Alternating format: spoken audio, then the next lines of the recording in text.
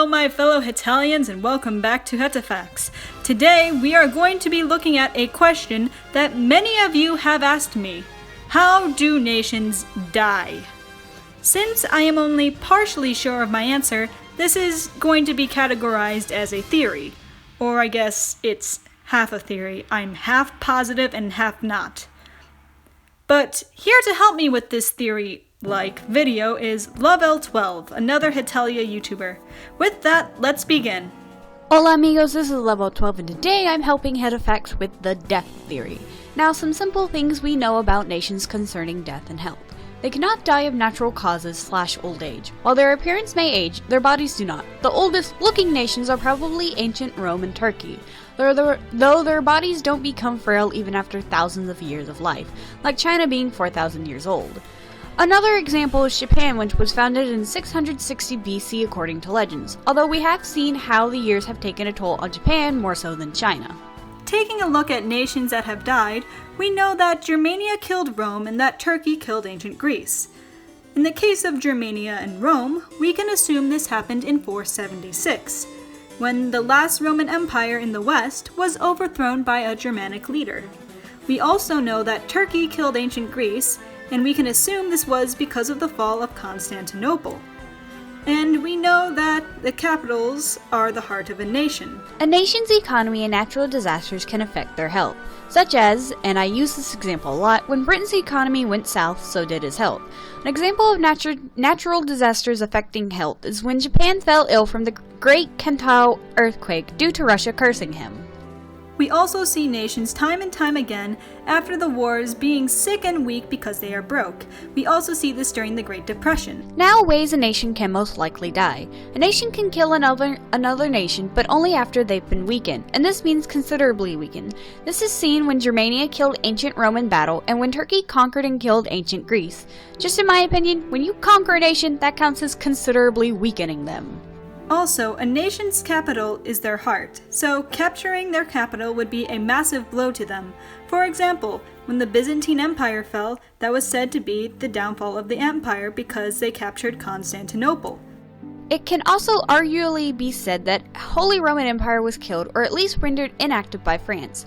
From a historical standpoint, the Holy Roman Empire did die due to France because Emperor Francis II gave up his throne after a French defeat. It's also interesting to point out that one does not even have to be a nation at all to live, but by this I mean certain places such as Osaka and Picardy have been personified, though they are both prefectures or regions respectively. They are not technically nations themselves, and yes, the Turkish Republic of Northern Cyprus can also be counted, as he is not a micronation but a de facto state. But after nations die, do they just fall over and then they're dead? Or do they turn into humans like Nico Nico? It is noted that Nico Nico is an abnormal case.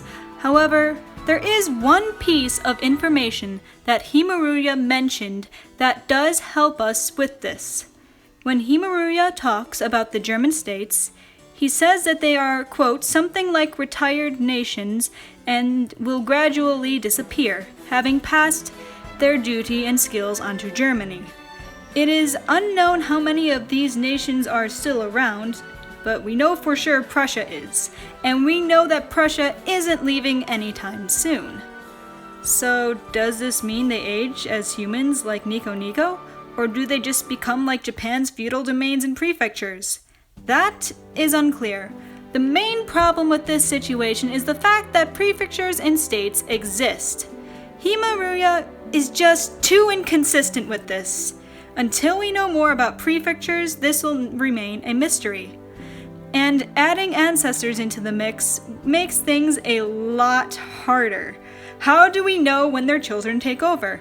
And this is when the theory part of this video comes in. My theory is that the status of a nation being alive is dependent on their people and how they identify. Because think about it, no one calls themselves Roman, but the north and south halves of Italy are completely different still. The Italians may say that they are descendants of the Roman Empire, but they don't live under the Roman Empire. Nobody identifies with Germanic tribes, but you can still see the difference in East and West Germany even today. Hence why Prussia is still alive. even after unification. People from Greece today don't say they're the Byzantines or the Mycenaeans. They say they're Greek. And the Romans spoke Latin and Greek rather than Italian, just like the ancient Egyptians didn't speak Arabic and the Mycenaeans had their own kind of Greek. It was completely different culture, people, and language back then compared to now in all of those cultures. China, on the other hand, pretty much stayed China throughout the years. The culture has remained the same over the years, and the language is very similar, if not almost the same, and the people there still say they are Chinese. My other theory is that when nations die, they turn human.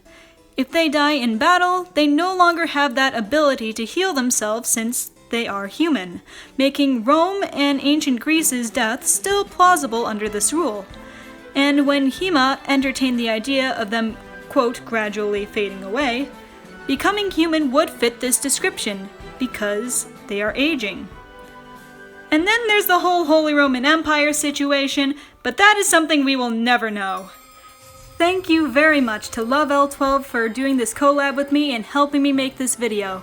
And until then, that was 1 mark higher on your history test. Thank you for watching Hetatheory.